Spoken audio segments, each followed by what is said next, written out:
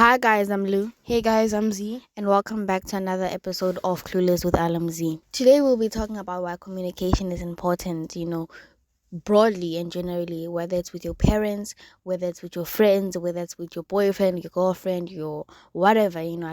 I've talked about this in previous episodes and basically all of our episodes, but we just decided to make a dedicated episode on it because I feel like it is a very important topic. So Zilly will start off us with a question today. So my question is, in communication, what are some of the barriers that people do tend to face when communicating with someone personally? What are some of the barriers that you have faced?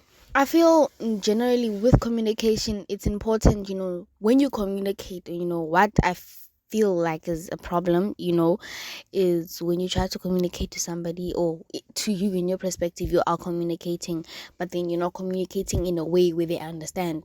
You're just basically saying a whole lot of nothing to them, but then to you, you're spilling your whole heart, your whole gut out. And I feel like maybe that is a problem people face. Like, no, I've tried talking to them, they don't listen to me. Okay, yes, you've talked to them, but were they truly listening to they understand what you meant? I feel like that's important in communication, not just communicating, but making sure that the message is received properly and correctly, because miscommunication is also an aspect in communication. I feel like that people skip out on a little bit, that okay, if I don't understand right, I might not do the right thing to fix it. So it's important that okay, I understand what I'm doing wrong, how I'm doing it wrong, and in what way you want me to fix it, because at the end of it, you're communicating how you feel from your perspective. So I also need to understand how you want me to fix it, or how you want me to compromise around it or maneuver. So I feel like it's important that For me, one of the barriers that I have faced with learning communication or learning to communicate is that last bit of telling the person on how I want them to fix the issue. Communicating the issue is one thing. But now, when you communicate an issue, it's also a thing of you need to start communicating solutions as well. You don't just communicate an issue that a person or that you have with a person and then there's no solutions, and then any solutions that they bring up you shut down. At that point, the communication was kind of, personally for me, I would say useless, because if now the communication's there, where do you move from there? Yeah, true. I feel like it's important when you come to somebody, let's for instance say it's a specific problem, like okay, I don't like when you do this and this and this, ne? And this person naturally cannot, or it's hard for them to completely 360 that thing about them, and you don't give them any compromises, you don't give them any workarounds, you're basically putting them in a hole, right? And at that point, when they don't do anything to change and you haven't given them anything, they're the bad person for quote unquote not trying. But if you had to be put in that situation, are you willing to change everything on that day? And even if you are, as a person, you're subconscious, sometimes you just do stuff without knowing. So it takes patience and it takes all that, and without direction and communication, like okay, you may really need to talk about something. But oh, and another issue on that note that I've seen or that I've personally experienced when it comes to communication, it's like okay, I know I have a problem, right? I want to say this and this about it, but then what happens after I say that?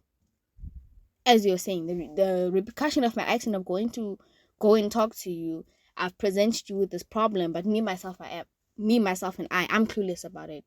I have no idea how to step forward, how to move about it. It depends, and I think you need to say that in a state of like okay, or you also need to be open minded when it comes to communication as well. Yeah, when you're opening the channel with communication, I feel like the person who starts with opening the channel with communication will always face a lot more hurdles than the person who is on the receiving end of the communication, because the person who opened up the communication is, as you said at the beginning, responsible for that other person understanding them, if it's that situation. Not necessarily responsible, I don't want to say that, but if you want to be heard, you've got to understand that everybody is their own human being. It's kind of like trying to speak English to a Chinese person, and then getting upset when they don't understand that you're trying to tell them something important in English. But And yeah, a again, you Chinese as your person who speaks Chinese and doesn't understand English. yeah, a Chinese Yeah. person who speaks Chinese and doesn't understand English, and then you as the English speaker has to kind of understand that this person is not going to understand me. It's Yeah. not that they don't want to understand me, it's not that they don't want to hear what I'm saying, but physically or in the current situation that they're in, this person can only speak and understand Chinese. Therefore, for me, I feel like you can't hold a person Accountable. accountable for not understanding you. Just like you can't hold a person accountable for not wanting to understand you. You know? Because you've got those people who they can kind of pick up what you're trying to say. And if they put actual effort into trying to understand you, they could, right? But then they don't want to understand you. And then that shows that they don't care to understand you. And I feel like, yeah, that's one of the things, that I've, as well as personal experience, heard from my peers, my friends and stuff. When you go and you communicate to the person, I feel like one of the things that I also have to learn, because I was raised, as a very communicative person. Like, if I have a problem, if I have something on my chest, I'm definitely probably gonna say something about it. And the thing that I also had to learn, I had to understand, is like, you can say something about it most of the time, or my people might just not care. The thing about, you can communicate all you want, but if that person is not willing to listen, right, you just need to walk away with, I got it off my chest, I said what I had to say. That's what I've personally had to move with. Because if you depend on, especially communication, that's why it hurts so much for some people.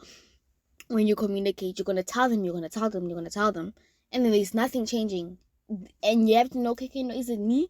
Am I not, as you said, saying it the right way? Are they not understanding me? And sometimes you could communicate all you want, you can try to talk to somebody, but if they're not willing to communicate with you, and or they just don't care what you have to say, you need to move on. Yeah, like in a friendship, let's say communication in a friendship. That's why for me, understanding is important in a friendship, because for me, understanding and communication works hand in hand. Because I'm the type of person who doesn't necessarily like to talk a lot, on the day-to-day basis. I'm not a type of person who'll sit on the phone and just talk and talk and talk to a person. I have my bouts of time where I can just talk and talk and talk and talk. But other than that, in general, I'm a quiet person. So the people who are around me, like my friends and stuff, we have that communication that, hey guys, there are some days where on my WhatsApp you won't see me. And that's because I'm not ignoring you. I don't want to talk to you. I want to talk to you. It's just that at the current moment, I just don't have the speaking bundles. My talking bundles are depleted. I'll come back to you when they're finished. And there. Because of that, because I have that open communication about my boundaries when it comes to talking, it's not that I have received the needed support with them in every friendship. You've got those friendships that just don't understand that I'm not talking to you because I don't can't have talk to energy, you. yeah. And it's not away from I'm not talking to you because I'm ignoring you. So it's a thing of, when you communicate and set boundaries or whatever, in whatever road of communication you're going down that road alone, hoping that the other person is going to join you. Yeah. I feel like it shouldn't also be, when it comes, not shouldn't, like, I had to say shouldn't, but it's safe to stay away from when you're going to communicate to somebody, their answer being the pillar of it. Don't depend on another person's opinion, even though it might be a deciding factor. Yeah, I think, yeah, in a way. Yeah, I feel like for me, in a sense of that, my mom has told me one thing. Because our mom, had a stroke a couple of years ago. Yeah. And the side effects of that stroke, that even her as our family that we face, is that her memory and stuff. Yeah. So one thing you kind of also face is the hurdles of coming back and saying, or going to and saying, you said this and this and this, and then she changes her answer. So you kind of get used to hearing the answer no, because to avoid the whole thing of you said this, she said this, a lot of the time a person will default to no. So I have kind of had to get used to, in my soul, with the answer no. Yeah. Not necessarily that I'm expecting a no, but You're mentally preparing for it. I'm mentally preparing for it, but I would be happy with a yes. Yeah. It's a thing of, for me, I would say it's a thing of weighing. It's a thing of Weighing the weighing. pros and cons of it, Yeah. And also, I agree on that note. Like, thinking about the consequences and how it can go is important, but also overthinking about it. When you try to, you're about want to go to talk to this person about something, like, okay, if I say this, they might say this, this, and this, and this, and that. And you could put in any scenario or how you think they may answer, just based on your perspective, how you know them as a person, how they've previously answered their history and stuff. You can base a presumption and some sort of calculation of how they may answer, and that may help you feel better about it or something. But it's important to, as you said, weigh out your pros and cons, ne? But at the same time, not worry about it too much. Yeah, I feel like for me with communication, a hurdle that I faced is assuming the other person's Answer. answer. As you said, it's finding that balance of you're preparing yourself for the answer you're not looking for, but at the same time you're not expecting it. You don't want to set up that expectation, because for me, I personally believe in the universe. So if you're already expecting a no, you're going to get a no.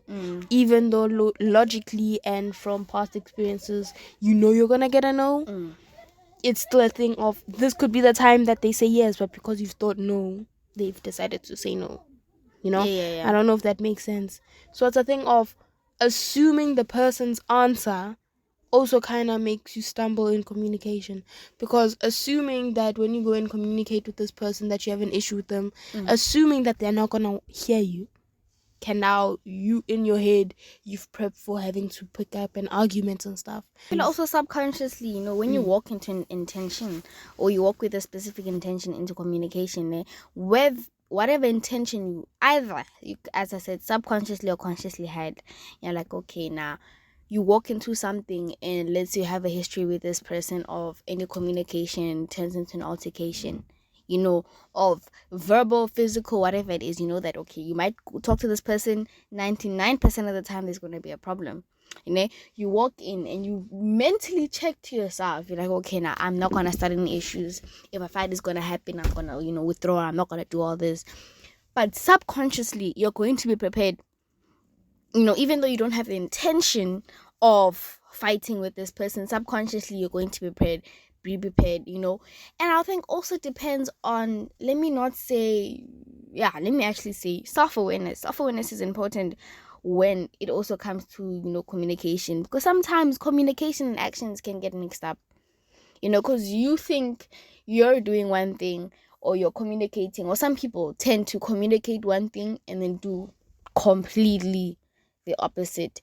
And I feel, yeah, people do communicate in different ways, do something in different ways, but the problem that also comes up in communication is there's no point in it some of the time. You will say something, yeah, you could scream, you could shout, you could just let them know how it changes. You can sit down and talk to them, and it just won't help. Yeah. Communication is important. It is a foundation in main things, ne?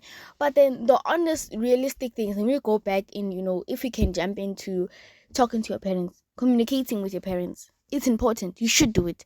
And I feel like there should be an open communication bridge between child and parent for a healthy relationship, because if we're not communicating, what are we doing? There's always going to be that mystery and stuff. But at the same time, sometimes it's just you can't communicate. And when you communicate, it's useless and or it causes a problem. Yeah. As we said, because you end up in situations of not being able to communicate when one or both parties have a bridge of either they're not understanding each other, not communicating in the other person's language, or the other person doesn't want to hear. Because as you're talking with parents, as you're saying with parents, it's healthy to have a communication bridge with your child as a parent, right? But it's also a little bit harder for a child to open a communication bridge with a parent, because in a lot of situations I've seen from my personal peers and my friends and stuff, is that when they try and open that communication bridge with their parents, it gets seen as disrespect, it gets seen as talking Yeah. back, it gets seen as all these things, because parents are so used to, or some parents are so used to, the parent says something to the child and the child And just that is takes right. it. And I also agree that, okay, in some situations, when it comes to communication, why it's important, when specifically talking about, parent to child type of situation.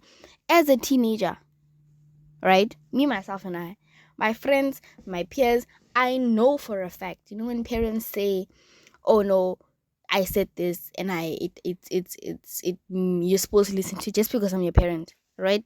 Let's go on the assumption that in this situation the child already doesn't have any respect for the parent, right?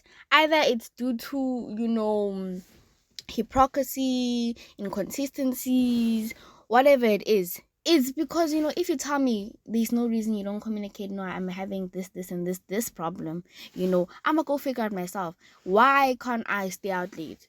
Common sense that you can say no, safety wise and stuff like that. But if me as a child, I've come up to you, mom, can I go to a party? No, because I said so. Ne?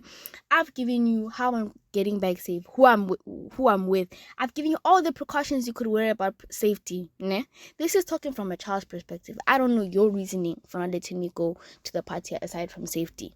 Right? You may have a problem with their parents or whatever it is. But you don't tell me that. So I'ma go and take it. It depends on the child, obviously. Not every teenager is, like this. But then they maybe a thing. I'ma go, okay, you're not gonna tell me, you're not gonna communicate onto why. So I'ma go find it myself. I'ma go out, sneak out to that party. I'ma go do my own thing because you lacked that communication. And a lot You of cut that barrier and a off. lot of parents will go out and say, one thing I've picked up is that a lot of parents will go out and say that I don't owe you any communication as my child because you're living in my house, you're eating my food and such on. And that also shows that you cannot be holding your child accountable for the basics of life that you're supposed to be giving them. Mm. You can't be saying, no, my child needs to listen to me because I give them food every day, because I Feed feed them, them, because I put a send them roof to over school. their head. You The can't be holding a child accountable for that. You are holding a child accountable for the basic necessities that you are meant to give them because you, as the adult, as the parent, decided to give birth to them.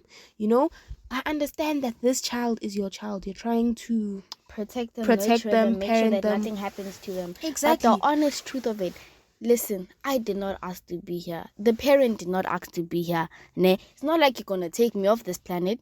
Some people do. I'm just saying some people do when it gets to that point. Ne?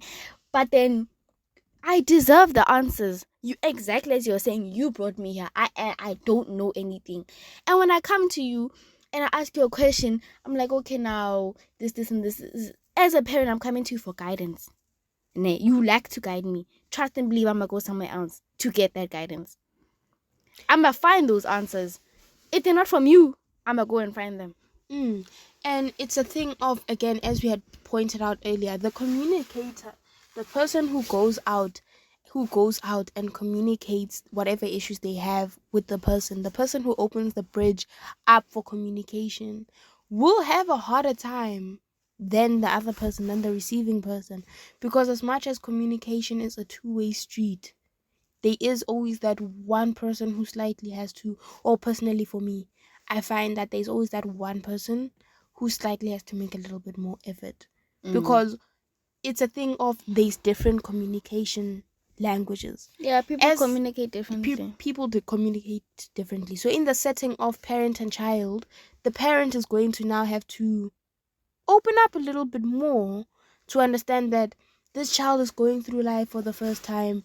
I was once in their positions. As a youth, you're going Mm. to want to rebel against your parents. What do these parents know? Yeah. So even as a child, you're going to have to kind of open up to your parents and be like, no, these people kind of know what they're talking about. Mm. That's one thing for me that I've had to learn, not from a place where I didn't hear my elders and my parents when I was growing up. It's a thing of, I'm 17. These days when my parents listen, as much as previously I would sit and listen properly, you sit and you hear it now. Mm. At 17, when your parents are telling you that no, they're mad at you for so and so and so and so, when I was younger, you would see it from their perspective, but not all the way. You Yeah, I'd be know, like, oh no, they're being dramatic. It's not that there's a deep. certain barrier that a Mm. child will face when trying to see things from the parent's perspective. On that note, But a person also has to acknowledge that there's a barrier that a parent faces as well from when trying to see things from their child's Yeah, perspective. I think on that note, where I'm almost gonna say is communication is important and how the relationship is important. But then when we're talking about parents and kids or just any ship, parenthood or whatever it is, we're not gonna be friends and buddies all the time. As you said, there is a very, very, very, very clear line between child and parent. Ne? You are my parent. Yes, you put food on my head. Yes, you put food into my stomach. I appreciate that. I do. I'm grateful and I'm blessed. Right? But then using that as a fish over my a snack over my head, some sort of that's the only restriction you have on me. It's not sending any foundations. You're not building a foundation Eh, with me, and it's not gonna work. It's not gonna be balanced, as I was saying. But the communication is needed. And on that note of communication between child and parent, as a parent, you're dealing with a lot of stuff. You got bills and stuff. When you go to a child, for instance, what I'm not saying that when you're at the store, and since you have an open communication and your child like, oh mommy, why can't I get this, and you're struggling, obviously you want to go to that child and break and put too much information on them, like, oh no, it's because you could explain to them, oh no, it's because you can't afford it, or because of this and this and this. Yes, you can white lies in childhood and parenting. I feel like sometimes it makes sense. white lies and lies of omission in parenthood, fine. Mm. Lying to your child, like actively, blatantly lying to your child, I'm not gonna lie, that's Without reason. without reason, yeah. But I'm saying in general, actively lying for me is kind of like a gray area. It really does depend on point of view Yeah, and I feel like with maybe lying. some things you can't fully communicate to your child, but And I still feel like you need to pull that answer out of somewhere. and the basis of communication is, for me personally, respect. Mm. In order to communicate with someone, you've got to respect them, so that there is that open line of communication. Respect and understanding, for me, Mm. is like, as we were talking in one of our first episodes, what's important to me in a friendship. Because communication is also important to me in a friendship, understanding and respect also come up there. Mm. Because in order to communicate with a person, in order to hold a conversation with a You person need to respect openly and honestly, what they're you need saying. to be able to respect what they're saying. You need to be able to put value In what into this theirs. person's words. So you cannot be saying you have an open line of communication with your child, but you have no respect for the words that are coming out of their mouth. You have no respect or value of their opinion. True, and communication is not a one-way bridge. I mean, like, you could talk to your child, or you could, expect your child to talk to you and talk to you and talk to you and talk to you. Yet you don't give your child anything, Or when the parents talk and talk and talk and talk and don't even give The the child. child the space to talk. Mm. And sometimes it is necessary. I feel like when you're having a conversation, going back into, when you're talking to your parents or you're talking to somebody older than you, let me not even circleize and generalize into parenthood, talking to somebody older than you, name, when you're having a quote unquote conversation, you could speak back, answer to what they're saying, and it could be quote on written talking back, Yeah, it's disrespectful. taken as disrespectful, and it's taken as you're not behaving, So it's and such basically and a such. speech. You're not trying to talk to me. You can't call this a conversation if it's not an equal exchange of words. Yeah, and it's a thing of, as a young person, it's also hard to find that balance of trying to talk to an adult, because a lot of the time, personally for me, what I see is that people or young people are taught that when talking to an adult, you speak in a certain way. There are Mm, certain things that you don't talk about when talking. There are certain things you don't say mm. when talking to someone older than you. There are certain topics you don't talk about.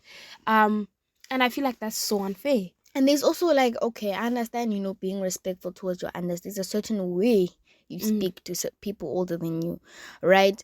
But I feel like maybe as you get older and, like I said, a conversation or when you're trying to talk to somebody, and I feel like it does depend on circumstance, how it's or what exactly you're Cultures talking as about, well. culture, your surroundings, and stuff like that. What we're seeing right now, yes, we're talking about it, but we also have to put it into like a realistic, logical way in real life, how it can work out. While personally for me, a situation that I can say how it can work out, right, is in our household. me and your sisters. Mm. We've got certain rules when it comes to engaging with our friends, sleepovers, play dates, and such on.